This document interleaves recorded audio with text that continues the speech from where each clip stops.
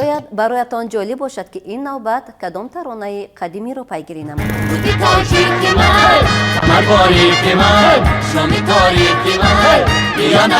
پیدایش شعر سال 1925 است. ما بازخوانی کردیم، از نو زنده کردیم.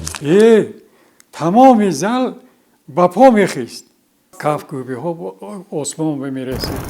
مگر این ترانه در اصل همین نام را داشت؟ نه البته. وقتی که در قطار استاد لوتی سفر مسکو میکنه در قطار هم صحبت نشان و بسیار اولی برآمد ترانه. نه خود عمری نزدیک به یک عصر را داشته باشد. 40 سال پیش، 45 سال پیش سرایده بودیم. اونجا که کلمه مسچوی نیست. پس چگونه این ترانه تاجیکی در همان سالها راه به کشورهای دیگر یافت؟